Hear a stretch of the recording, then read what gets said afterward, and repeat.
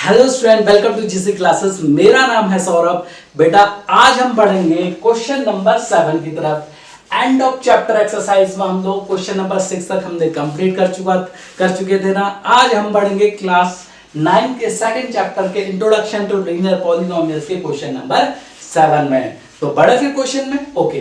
Question कह रहा है draw the graphs of the following equation and identify there slopes and y coordinate of the points where these line cut the y axis। कहने का मतलब है बेटा एक ग्राफ हमें दिया है और ग्राफ वाले क्वेश्चन तो मैंने आपको पहले भी करा चुका हूं, है ना।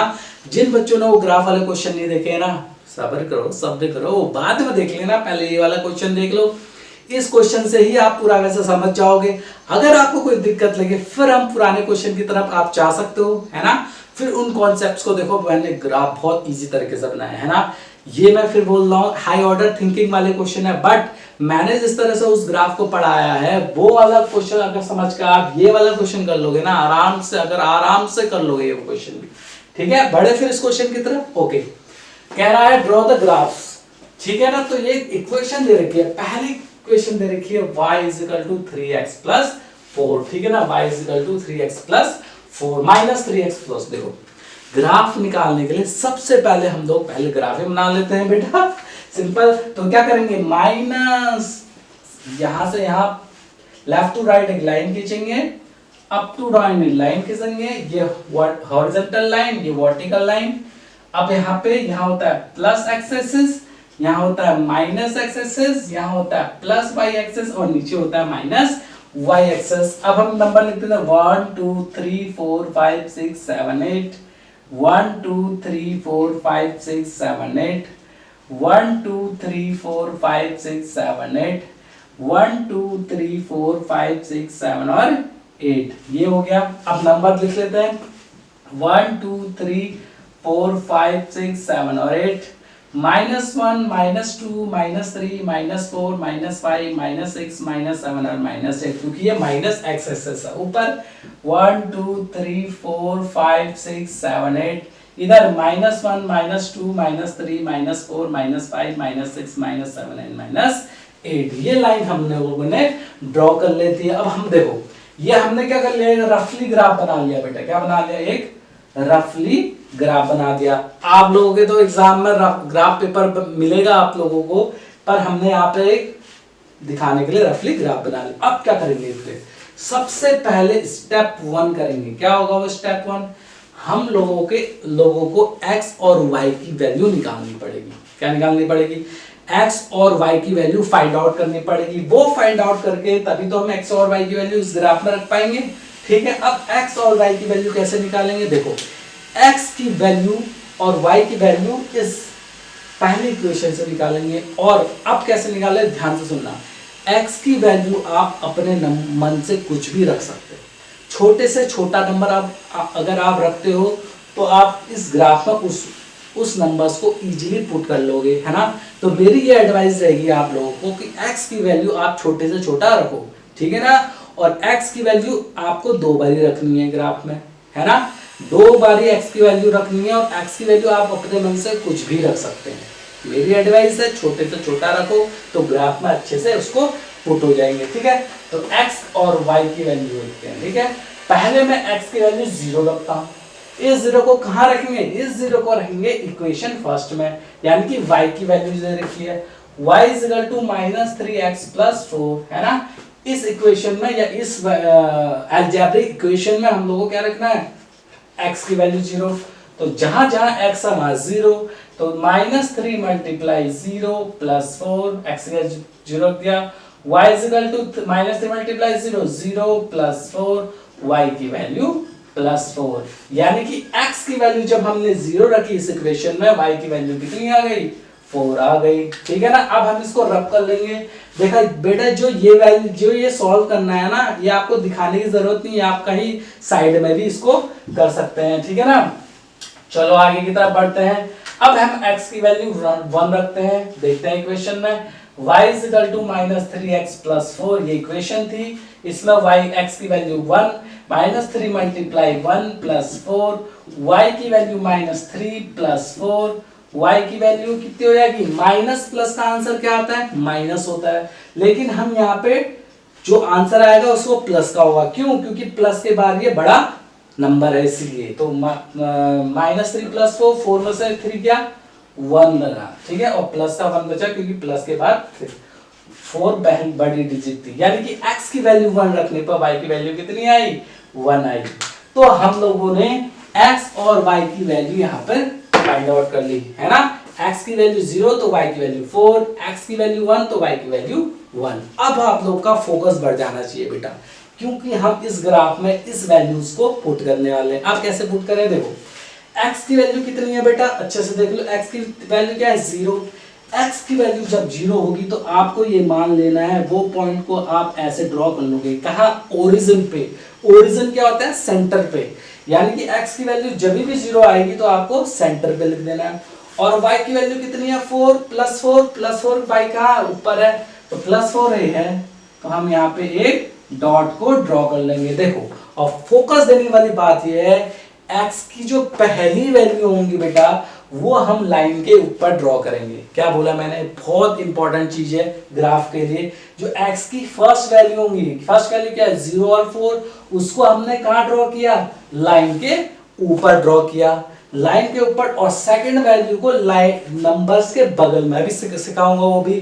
पहले हमने x और वैल्यू को कहाँ रख दिया, x और y की वैल्यू को लाइन की, ये देखो 0 को हमने लाइन के ऊपर रखा, y को भी, y4 को भी हमने लाइन के ऊपर रखा। उसके बाद आप लोगों को इसके कोऑर्डिनेट लिख देना है, यानी कि जो उसकी 0 और 4 इसके कोऑर्डिनेट है। यहाँ पे आपने साइड में क्या कर देना है 0 और 4 इसके कोऑर्डिनेट लिख देना है। अब x की वैल्यू तो हमने रख दिया फर्स्ट, x और y की फर्स्ट वैल्यू को भी तो रख दिया। अब हम x और y की सेकंड वैल्यू है, देखो ये फर्स्ट वैल्यू है और ये सेकंड वैल्यू है। x की वैल्यू 1 है, ओके x की वैल्यू 1 है, y की वैल्यू 1 है, तो y की वैल्यू 1 अब हम यहाँ पे डॉट कर लेंगे। क्यों? क्योंकि लाइन के इस नंबर के बगल में क्यों किया मैंने, क्योंकि मैंने बताया सेकंड वैल्यू को नंबर के बगल में करते हैं और फर्स्ट वैल्यू को लाइन के ऊपर करते हैं। और हाँ, हमेशा y की वैल्यू को ही आप ड्रॉ करोगे, ठीक है ना, y की वैल्यू पे ही डॉट लगाओगे, ठीक है ना, x की वैल्यू पे डॉट नहीं लगाना। अब आप क्या करोगे, आपको ये 2 पॉइंट्स दिख रहे होंगे। अच्छा, इसके बाद हम कोऑर्डिनेट भी लिख देते हैं। इसका कोऑर्डिनेट क्या है 1,1, ठीक है ना। अब क्या करोगे, ये जो दो लाइन डॉट दिख रहा है इस तक के आप एक लाइन खींच लोगे, एक ऐसे एक्सटेंड कर लोगे और इसी लाइन को ऊपर की तरह भी एक्सटेंड कर लोगे। स्ट्रेट लाइन होनी चाहिए, मेरी थोड़ी सी अगर स्ट्रेट नहीं आ रही है तो आप स्ट्रेट लाइन ऐसे बनाओगे और इसी लाइन को ऊपर की तरफ क्या कर दोगे, एक्सटेंड भी कर दोगे। ओके, मैं एक्सटेंड कर देता हूँ अच्छी तरह से, ये आप मैंने एक्सटेंड कर दिया। एक्सटेंड करने के बाद आप ये ध्यान रखोगे कि दोनों तरफ आपको एरो लगाने हैं, है ना। फिर एरो लगाने के बाद हम इक्वेशन जो पहली जिसका हमने ग्राफ बनाया वो इन डॉट में से, इन एरो में से किसी भी एरो पे रख सकते हैं। हम लिख देते हैं यहाँ पे, यहाँ लिख देते हैं y = -3x + 4, ठीक है ना। ये हमारा पहली इक्वेशन का ग्राफ बन चुका है ना। बहुत आसान, कोई टफ लगा आपको, बिल्कुल टफ नहीं है, बिल्कुल आसान है, ठीक है। तो आप याद रखना, देखो अब यहां तक की बात समझ आ गई। ओके, अब एक इक्वेशन हमें पता है, देखो स्टेप 1 ये हो गया, स्टेप 2 वो हो गया। स्टेप 2 में आपने इस क्या नया ग्राफ को बना लिया। स्टेप 3 ये हो गया, स्टेप 2 आपका, ठीक है ना। ओके, अब स्टेप 3 में आपको क्या करना है, स्टेप 3 में एक चीज बताता हूं। एक इक्वेशन होती है y = ax + b, y = ax + b। ये इक्वेशन होती है बेटा स्ट्रेट लाइन की। किसकी इक्वेशन होती है, एक स्ट्रेट लाइन की इक्वेशन होती है, ये होती है स्ट्रेट लाइन की इक्वेशन। अब क्यों लिख रहा हूं मैं, इसका कोई रीजन है, बिल्कुल रीजन है लिखने का, क्योंकि हमें क्या बोल रखा है कि identify there slopes and y coordinate, ऐसा बोल रखा है यहाँ पे। अगर क्वेश्चन में देखोगे तो देखो अब मैं आपको बताऊंगा इसमें से क्या क्या चीज रिप्रेजेंट करते हो। एज की वैल्यू जो होती है वो बेटा स्लोप को रिप्रेजेंट करती है। ए की वैल्यू किसको रिप्रेजेंट करती है, स्लोप को। बी की वैल्यू रिप्रेजेंट करती है y इंटरसेप्ट को, किसको, y इंटरसेप्ट को। स्लोप क्या होता है, स्लोप होता है कोई झुकाव, जैसे लाइन का झुकाव इस तरह पे, तो इसको स्लोप बोल देते हैं। बी है y इंटरसेप्ट। y इंटरसेप्ट क्या होता है, y इंटरसेप्ट का मतलब होता है कि y एक्सिस पे जो लाइंस कट हो रही है वो कहां पे हो रही है। b क्या बताता है, ये b क्या बता रहा है, y इंटरसेप्ट। बी की वैल्यू ये बता रही है कि वाई एक्सिस पे वैल्यू, वाई एक्सिस पे लाइन कहाँ कट हो रही है। देखो अगर इस लाइन को देखिए वाई एक्सिस पे कहाँ कट रही है, 4 पे कट रही है ना, इस यहाँ पे कट रही है, तो हम बोलेंगे कि बी की वैल्यू 4 हो जाएगी ऐसे करके, ठीक है ना। ओके अब देखते हैं, अब इक्वेशन में देखते हैं। इक्वेशन यहां तक समझ में आ गया, आप इसको उतार लीजिए, आप इसको करके उतार लीजिए। ओके उतार लिया होगा स्क्रीनशॉट लेके। अब मैं इसको मिटा दे रहा हूं। अब देखो बेटा, जो हमारी स्ट्रेट लाइन की इक्वेशन थी और जो हमारी ये इक्वेशन थी, हम इन दोनों को कंपेयर करेंगे। क्या करेंगे, कंपेयर करेंगे। ओके पहली इक्वेशन में -3x + 4 है ना। ओके अब देखो x से पहले क्या लिखा है, a लिखा है, यहाँ x से पहले क्या लिखा है, -3 लिखा है, यानी कि a की वैल्यू क्या आ जाएगी, -3। a की वैल्यू क्या आ जाएगी, -3। अब देखो यहाँ प्लस के बाद b लिखा है, यहाँ प्लस के बाद 4 लगा है, यानी कि b की वैल्यू 4 आ जाएगी। b की वैल्यू क्या आ गई, 4 आ गई। b की वैल्यू 4 आ गई, ठीक है ना। यहाँ तक की बात समझ में आ गई। ये याद रखना बेटे, a और b की वैल्यू, क्योंकि हमें ये बात में काम आने वाली है, ठीक है ना। तो हम यहाँ पे साइड में लिख देते हैं, अगर हमने मिटा दिया तो a की वैल्यू आई हमारी कितनी, a की वैल्यू आई -3 और b की वैल्यू आई +4। अब मैं करता हूँ, ये इक्वेशन के लिए हमने ग्राफ बना दिया, आप सेकंड इक्वेशन के लिए ग्राफ बनाएंगे। अब हम इसको मिटाते हैं। ओके ओके मिटाते हैं, यहाँ तक की बात। ओके मैं इसको मिटा दे रहा हूँ। ओके आप x की वैल्यू 0, ठीक है ना। और यहाँ पे मैं ग्राफ भी मुझे मिटाना पड़ेगा इसको, थोड़ा सा पॉइंट। ओके मैं ये लाइन भी मिटानी पड़ेगी मुझे, क्योंकि मुझे दोबारा अलग से अलग ग्राफ को ड्रॉ करना पड़ेगा। ये लाइन मुझे मिटानी पड़ेगी, ठीक है ठीक है। ओके ये मैंने लाइन मिटा दी है। ओके ये लाइन मैंने मिटा दी, डॉट मैंने मिटा दिया। ओके ये लाइन मिटा दी। क्या करेंगे, इक्वेशन 2 को इस लाइन में देखेंगे, ठीक है ना। इक्वेशन 2 को क्या x और, आप क्या करेंगे, इक्वेशन 2 में x और y की वैल्यू फाइंड आउट करेंगे। इक्वेशन 2 क्या है, 2y = 4x + 7। यहाँ पे x की वैल्यू 0 रखते हैं, देखते हैं 2y = 4x + 7। यहाँ पे x की वैल्यू कितने रखते हैं, 0। तो 2y = 4 × 0 + 7, 2y = 4 × 0 0 + 7, y = 2 और y के बीच में कौन सा साइन है, दिख रहा है हमें, कोई भी साइन नहीं दिख रहा। जब दो नंबरों के बीच कोई साइन नहीं होता है तो हम मल्टीप्लाई मानते हैं। मल्टीप्लाई अगर इक्वल टू इधर जाएगा तो डिवाइड, यानी कि 7/2। 7/2 हम फर्दर डिवाइड करते हैं, 7 को 2 से डिवाइड करते हैं तो 2 3 जा 6, 1 बचता है और 0 यहाँ 2.25 जा 10, यानी कि इसका आंसर आएगा 3.5। इसका आंसर क्या आ गया, 3.5। अब हम इसको रब कर लेते हैं, है ना, रब कर लेते हैं, यानी कि x की वैल्यू 0 रखने पर y की वैल्यू कितनी आई, 3.5 आ गई। अब हम इसको रब कर लेते हैं। अब हम x की वैल्यू कितनी रख देंगे, 1 रख देते हैं। x की वैल्यू 1 रखते हैं तो देखते हैं क्या आता है। 2y = 4 × 1 + 7, 2y = 4 + 7, 2y = 7 और 4 कितना होता है, 7 + 4 11, y = 11/2। तो 11/2 को 11 को 2 से डिवाइड करेंगे तो पहले 2 5 जा 10, 1 बचेगा, पॉइंट लगा के 0, 2 5 जा 10, यानी कि आया आंसर 5.5, है ना, 5.5। तो x की वैल्यू 1 रखने पर y की वैल्यू क्या आई, 5.5 आई। अब हम इसको रब कर लेंगे।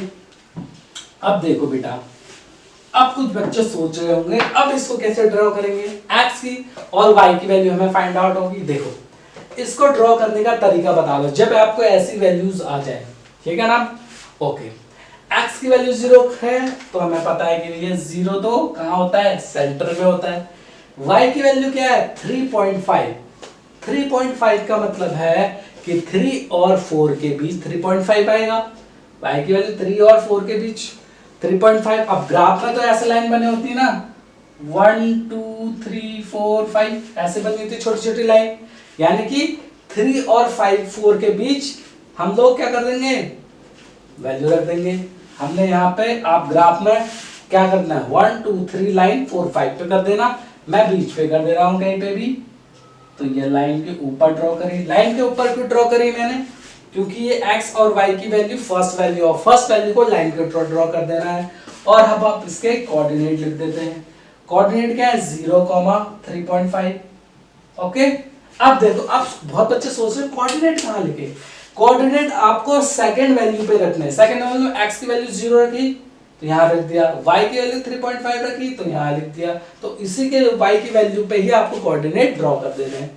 अब देखो ये वाले उस पे तो हमने लिख दिया। अब x की वैल्यू क्या है 1 है, x की वैल्यू 1 मैंने बताया था, x की वैल्यू दिखाएंगे नहीं। y की वैल्यू क्या है 5.5 है y की वैल्यू। ओके, 5.5 है मतलब 5 और 6 के बीच में हो गई, तो 5 और 6 के बीच में मान लेता हूं ये 5.5 है। ओके, तो हमने इसके बगल पे हमने ड्रॉ कर लिया ये लाइन गोला, है ना, ड्रॉ कर लिया ये डॉट। क्यों इसके बगल पे क्यों किया, क्योंकि x और y की वैल्यू यार क्या सेकंड थी। सेकंड वैल्यू को हम लाइन नंबर के बगल पे करेंगे। अभी आपको दो डॉट मिल गए तो आप इसको ऐसे खींच दीजिए यहाँ पे लाइन, और इसको भी ऊपर की तरह दोनों साइड करो, ऐसे ड्रॉ करो, और फिर सेम उसकी तरह क्या कर दो, सेकंड इक्वेशन लिख दो। y इज इक्वल टू कितना है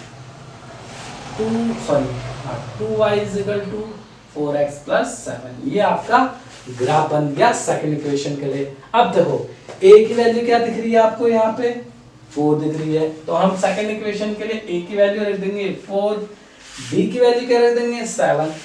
ये कहां से आ रही है, क्योंकि ये पहले उसमें same y is equal to ax plus b से हम कंपेयर करके रखते हैं, ठीक है ना। अब सेकंड का भी हमने ग्राफ बना दिया, अब हम इसको मिटा देते हैं, ठीक है। ओके, सेकंड का भी ग्राफ बना दिया हम लोगों ने, तो हम इसको मिटा दे रहे हैं। यस, ओके, ठीक है, सेकंड का भी हमने बना दिया तो हम इसको मिटा दे रहे हैं। ओके, यहां तक हो गया।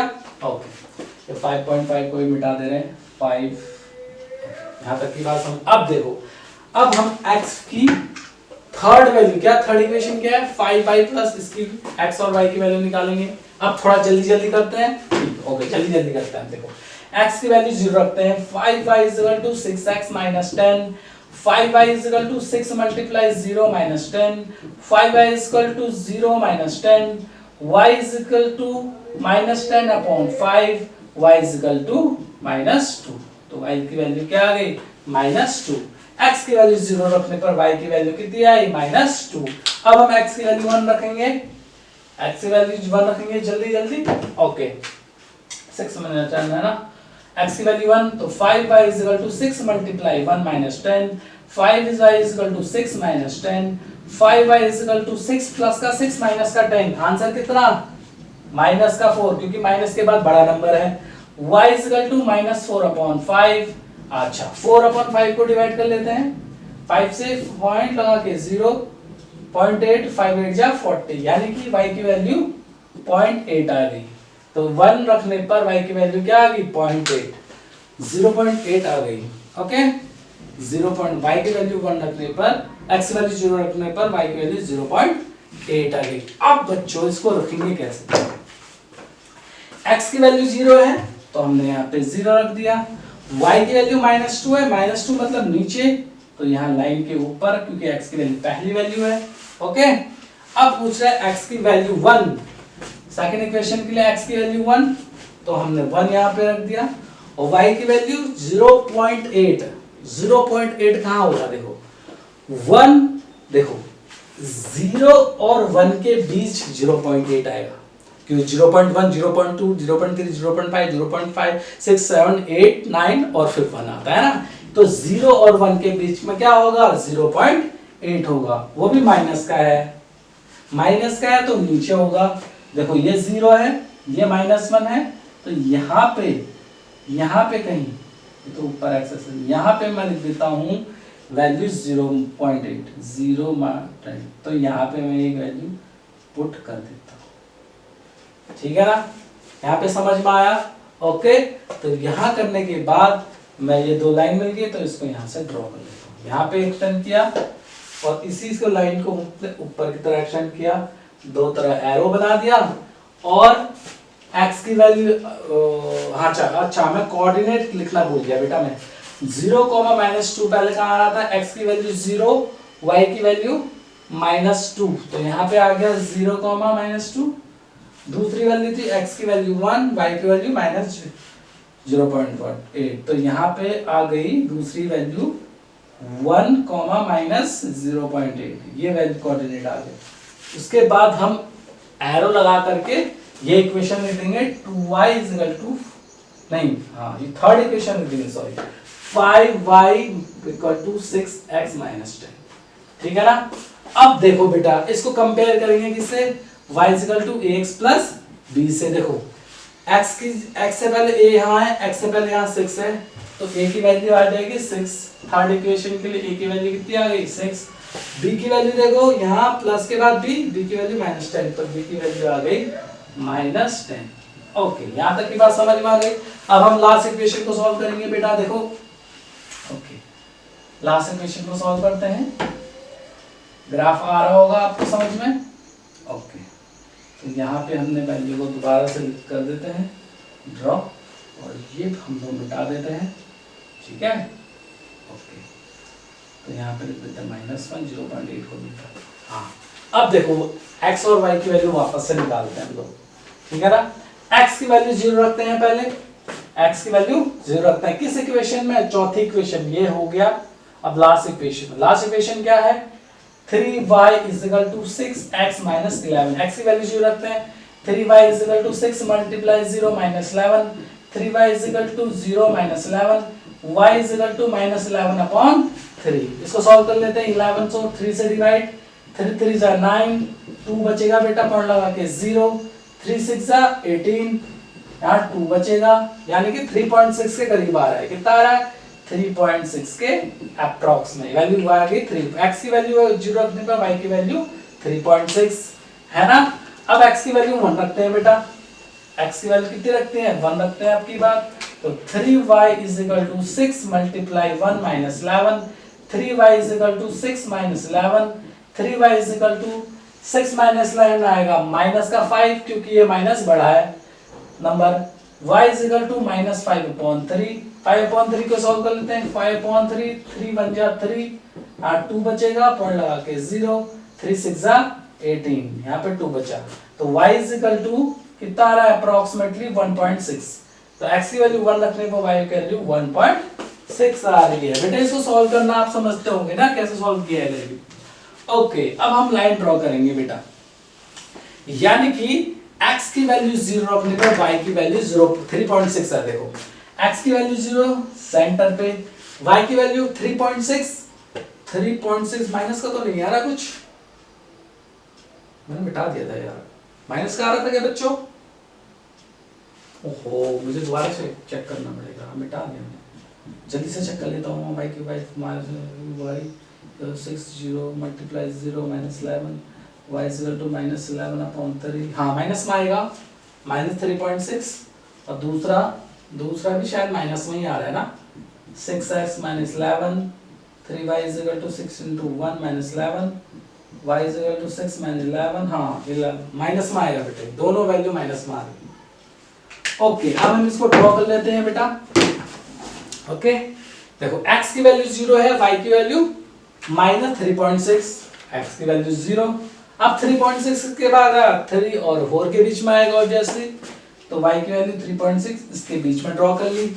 अब x की वैल्यू 1, y की वैल्यू 1.6, x की वैल्यू 1 ये है, और y की वैल्यू -1.6, -1.6 क्या है, 1 और 2 के बीच में आएगा, 1 यहाँ 2 यहाँ, मैं लिख देता हूँ 1.6, तो यहाँ पे एक वैल्यू आ जाएगी, है ना, समझ गए। अब हमको पहले x की वैल्यू 0, y की वैल्यू -3.6 था।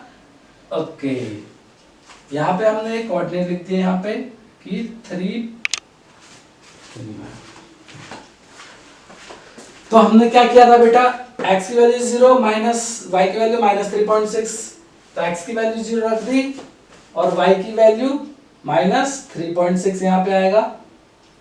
ओके, x की वैल्यू 1 यहाँ पे, और y की वैल्यू 1.6, 1 और 2 के बीच में 1.6, दोनों लाइन को हमने ड्रॉ कर लिया, एक्सटेंड कर लिया, और वैल्यू कितनी रख दी एरो के ऊपर, 3y, सॉरी यहाँ लिख देता हूँ 3y = 6x - 11।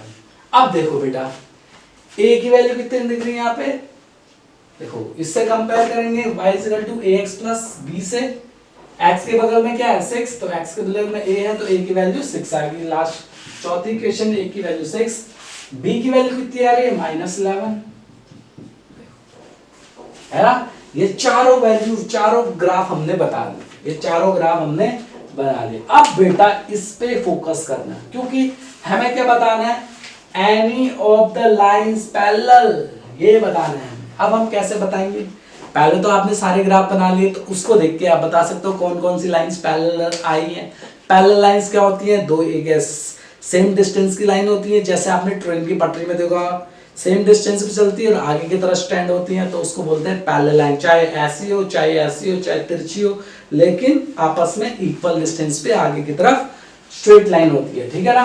तो अब देखो, अब हमें मान लो हमें ग्राफ में, हमने ग्राफ से हम पहचान नहीं पा रहे कि कौन सी लाइंस पैरेलल थी और कौन सी लाइन पैरेलल नहीं है, तो हमें a और b की वैल्यू देखकर बतानी पड़ेगी। इसीलिए हमने a की वैल्यू, b की वैल्यू बताई। देखो a की वैल्यू अगर सेम आ जाए, याद रखना लिखाया भी है मैंने, इस बार नहीं लिखा रहा हूं, आप लिख लीजिए अपनी लैंग्वेज में।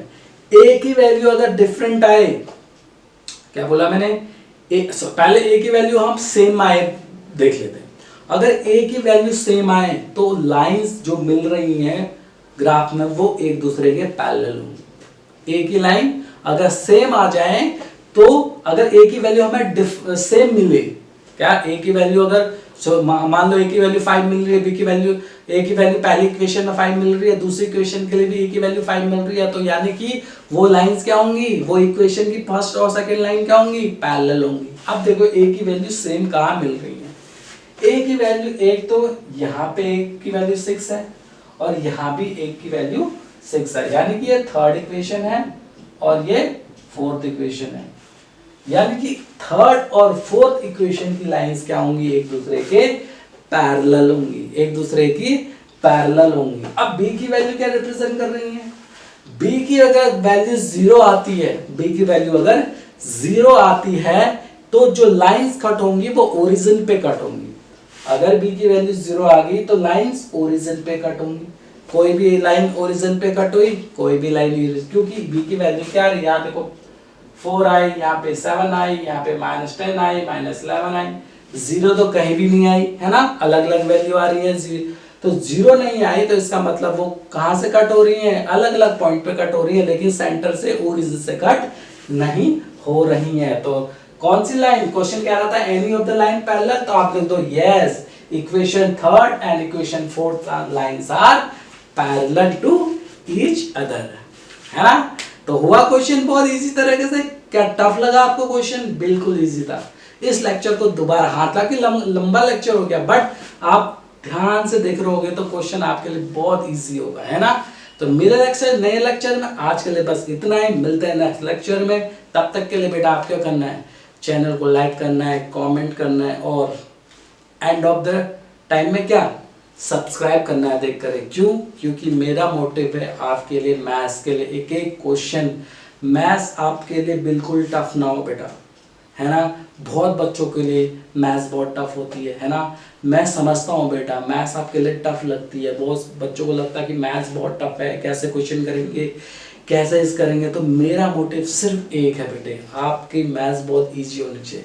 जब तक आपकी मैथ्स इजी नहीं होगी ना, मैं रुकूंगा नहीं बेटे, मैं आपकी मैथ्स को इजी बना के ही रहूँगा, है ना। मेरा सिर्फ एक गोल है, वो आपकी मैथ्स को इजी बनाना, बस और कुछ नहीं, ठीक है ना।